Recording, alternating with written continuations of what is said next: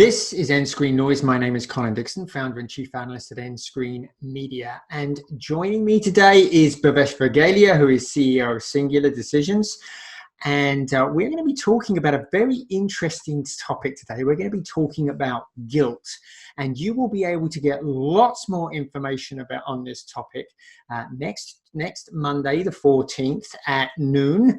And we'll be talking about the psychology of the subscriber. And we'll be looking at growth and retention and all of those issues.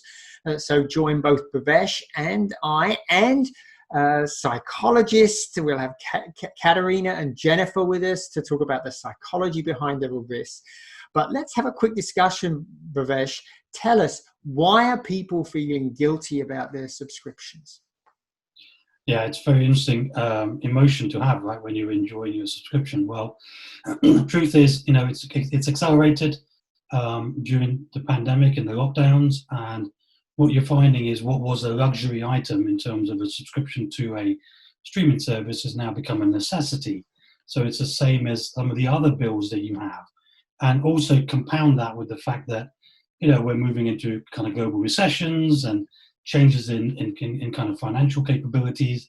And all of a sudden, people are starting to think a little bit more differently and feel guilty about subscribing to a service when perhaps they should be spending their money on other utilities and so forth. So what you're finding is this kind of battle where during the lockdown, OTT became the source of my freedom, to now thinking, oh no, I've got OTT, I've got these subscriptions, but can I really afford to have them all? What should I do? And you get that whole guilty pleasure piece that comes out. So this can lead to them actually cancelling the service? Oh, absolutely. You can see people feeling like, well, I've got to focus my attention elsewhere, especially if something happens in their life, if changes happen, if they lose their job, or if they've got financial concerns and worries.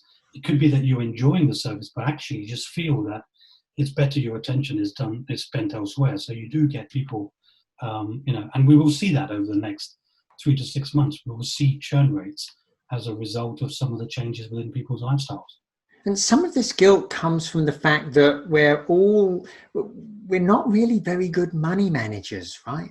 No, that's very true. I mean, it's something that was really interesting that was said in the research. I mean, look, some of us are taught well in terms of how to manage money, but the vast majority of us aren't as kids, right? We're not really shown the value of money. So all of a sudden, when you have an authoritarian figure like a service or like a bank or somebody like that, you kind of go into a childlike state emotionally when you're handling money, and that causes different sets of emotions in terms of how you handle that, quite complex subject, especially when you're talking about finances, right? So that and I can see how that would lead to guilty feelings, and maybe those feelings end up being turned on the service itself, right? Yeah, absolutely. I mean, the whole idea of, should I even have that service becomes a big question for you.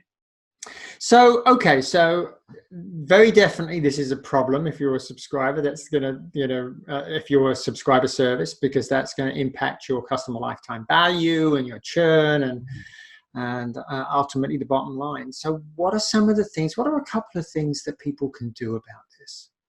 Well, do you know what? I mean, there's some very straightforward ones. I mean, first of all, give the sense of control back to your subscriber.